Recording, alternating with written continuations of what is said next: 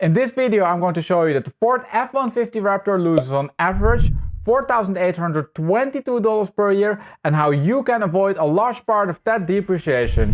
What's up YouTube and welcome to a new video. Now last week we had a look to the depreciation numbers for the Rolls-Royce Ghost, and that was the first car which I've analyzed in the luxury car market. Now also this week we will have a look to a segment which I didn't analyze yet before, the truck market. And to be slightly more precise, we will analyze the Ford F150 Raptor market. And this video was requested by Silver350Z and Louis Barraza.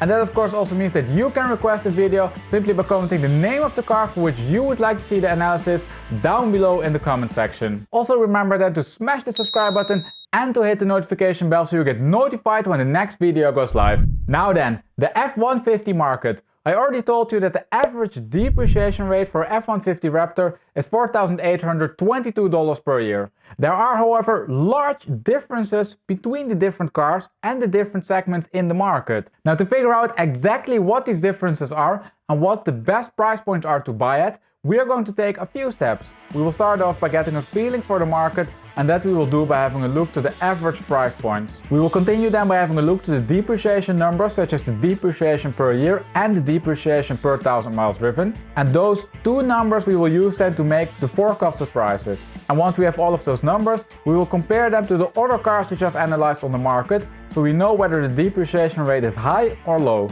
All the way at the end of the video I will show you then what a fair purchasing price is for the Ford F150 Raptor. Now we will start off by having a look to the average price points, and we will do that with the histograms appearing right over here. At the top you can see the price distribution for the full market, and below that one you can see the same price distribution but split by generation. Below that one you can see then the market split by cabin type, and all the way at the bottom you can see the difference between the used cars for sale at dealers, and the new cars. If we start by having a look then to the full market at the top, then we can see that the average price point for a Raptor is $57,283. You can also see that there are 3,799 cars included in this analysis. Now these are of course not all of the Raptors for sale in the US today, but they represent a large portion of the market. It is also important to note that I only included the normal versions of the Raptor, and that I for example excluded the tuned ones. You can see that the first generations, also known as the SVTs, are displayed in orange, and that the Raptors, so the latest generation, is displayed in green. Now the SVTs are of course a lot cheaper, and they have an average price of $32,841, whereas the Raptors have an average price of $62,123. In other words, you pay an average premium of $29,282 for the newest generation. Now I feel that I need to give a little disclaimer over here. Personally, I namely never ever bought a truck in my life, and they're also not popular at all here in Europe. So please be a little bit gentle in the comments if you spot something which seems to be off. Now as a non-truck owner, I thought that the cabin layout seemed to be quite important, so I also split the market by that variable. Now if we have a closer look to that split, then you can see that the crew cab option is the most popular, as around 90% of the cars on the market have this cabin layout. This is then followed by the super cab and the regular cab layout. Now if we also have a look into the last price distribution, then we can see the split between the used cars for sale at dealers, and the new cars. I think that it's quite interesting to see that the majority of the car market is made up out of new cars. Also, you can see that the average premium of a new car over a used car is $17,593. Now after all of those numbers, we know how the market for the F150 Raptor looks like, and that means that it's time to move on to the depreciation numbers, and we will start with the depreciation per year. Before we continue, however, please remember to support the channel by smashing that like button. I can't stress enough how much this helps the channel. Now then, the depreciation per year, that is appearing right over here in this graph. You can see that we have the model year on the horizontal axis and the price on the vertical axis. Also, you can see that each car is represented by a small bubble, and that the blue solid line going through the graph represents the depreciation curve. If I make this a little bit bigger, then you can also see that there are some black axes in the graph, and these axes show the average price for that given model year. And this graph is of course key to understand if you're in the market for a Raptor. Now I will put this on the big screen, and then you can see that there are no cars with model year 2020. I namely removed them in this case to get a cleaner depreciation curve. Not removing them would give us distorted numbers, because the majority of the 2019 and 2020 cars are new cars. And this of course means that the price level between those two years doesn't change so much. Now I already told you that the average depreciation per year is $4,822 for the Raptor, and by looking to the curve you can see that this is indeed an average number. As you would expect,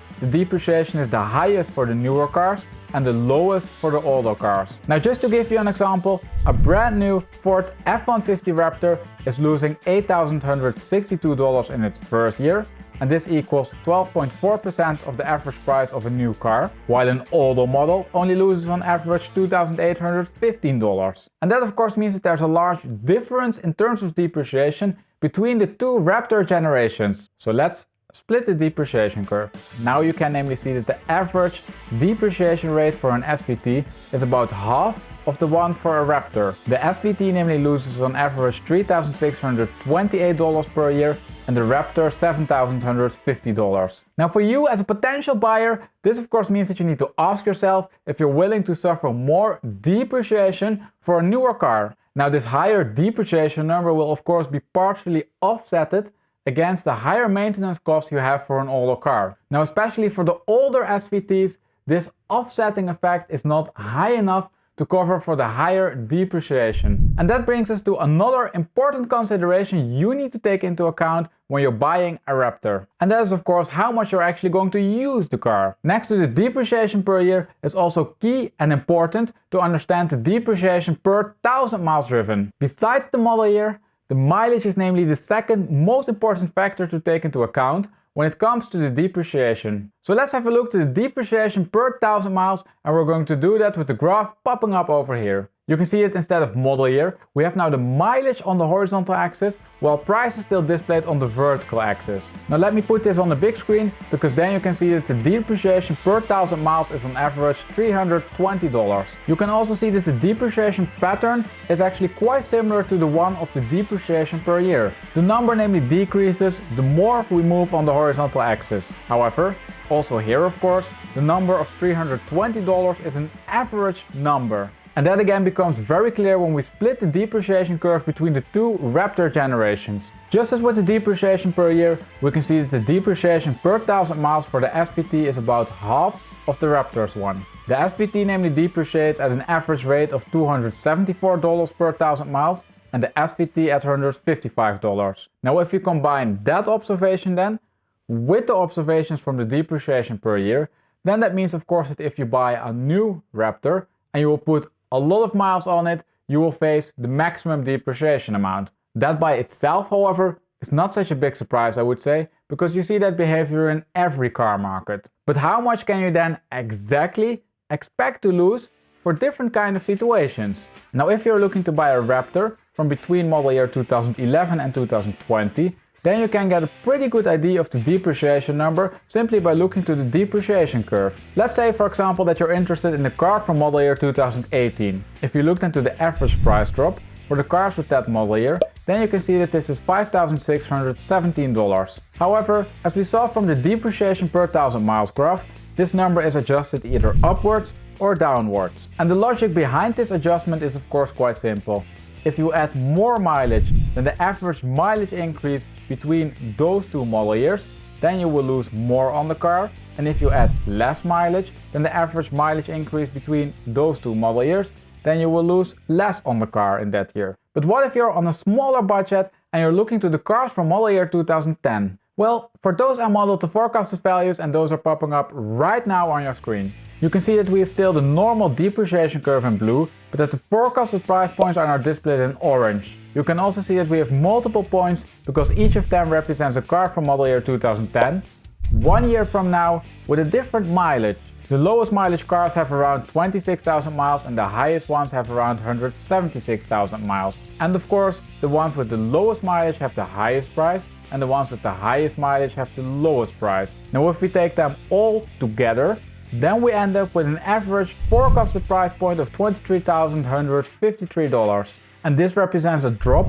of $1,548 compared to the cars from model year 2010. This means a further decrease in the depreciation rate, and that is of course in line with the bottoming pattern which we already saw in the depreciation curve. Now all of those numbers are of course very interesting, but what you're probably really interested in is what the price points are where you should be buying at. That question I will then also answer in a bit, but I will first show you quickly how the depreciation numbers compare to the other cars which I've analyzed on the channel. And I'm going to do that by using the depreciation leaderboard, which shows the relative depreciation numbers. If we first look to the rates for the depreciation per year, then we can see that the Raptor market ranks exactly in the middle with a rate very close to 7.5%. And I would say that this is in line with the expectations. The depreciation numbers on the Raptor are namely very normal, and also the shape of the depreciation curve itself is very normal. Things however change drastically when we have a look to the depreciation per 1000 miles comparison. You can see namely that we have a new leader on the leaderboard. The SVT is namely ranking first with an average rate of 0.41%. And also the newer generation is doing quite good, as it takes the fourth place with a relative rate of 0.42%. Now I think that especially for the SVT, a good rating could be expected. The car is namely just as old as, for example, a Series 1 Rolls-Royce Ghost, but is produced a lot more, is a lot cheaper, and overall a more sensible car. The results of the newer generation Raptor, however, initially surprised me a bit, as I thought that the number would be higher. But I need to admit, perhaps there was a little bit of European bias in that expectation. The Raptor is namely quite an exotic car over here. Now this is clearly not the case in the US, and this result shows then also that a performance truck is significantly less sensitive to mileage than the sport and the supercars I've analyzed. Now if this convinced you that the Raptor is the car for you, then stay tuned, because we will have a look now to the fair purchasing prices. And I figured out what these fair purchasing prices are by inputting the model year, the mileage and the price to a machine learning algorithm which determines for us if a car is following the normal market dynamics or not. And if a car is then following the normal market dynamics, it is most likely to be priced fairly. The other way around, it of course also works in such a way then that the cars which are not labeled as following the normal market dynamics are either priced over the market or under the market. That all sounds rather complicated, but let's have a look to the results. Now the results of that analysis for the SVT market are popping up right over here, where you can see that we have indeed the model year, the mileage and the price. You can also see that each car is again represented by a bubble, and that the bubbles are colored. And the darker the color of the bubble, the more likely it is that that specific car is following the normal market dynamics, and therefore is having a fair purchasing price. If I put this then on a big screen, then you can see that the market as a whole is priced quite fairly, as most cars follow the depreciation curve neatly. The cars which are however priced most fair are the ones which have a price of around $34,000 and a mileage of less than 75,000 miles. Now this mileage level belonging to a fair purchasing price changes of course depending on the area of the market you are looking at. If you're for example looking to the lower end of the market,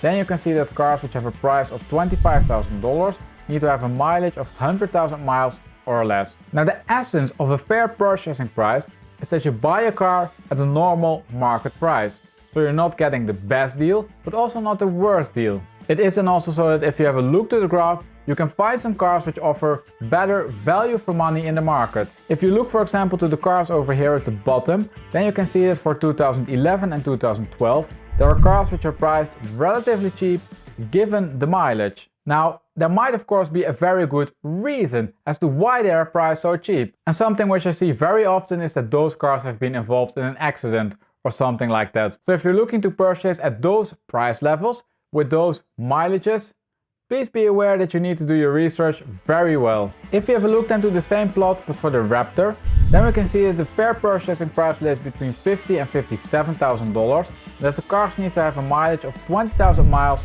or less. You can also see that there's slightly more price variation than there is for the SVT, and that's because this market is still a bit newer. And on that note, let's wrap this video up and conclude. Overall, I think that the market for the Ford F150 Raptor looks like most car markets out there. There are no exotic variations in the depreciation curve, and now with an age of 10 years, the market is almost bottomed out. On the one hand, this surprised me a little bit, but as I mentioned, that's probably because you never see these cars on the road here, because they are expensive as hell. Just to give you an example and to share my frustrations with you, an F150 Raptor costs in Europe, depending on the country you're in, around 124,000 euros, including VAT, and that equals $140,000. But let's save that comparison between the European and US market for a different video. Did you like this truck content and would you like to see more of it?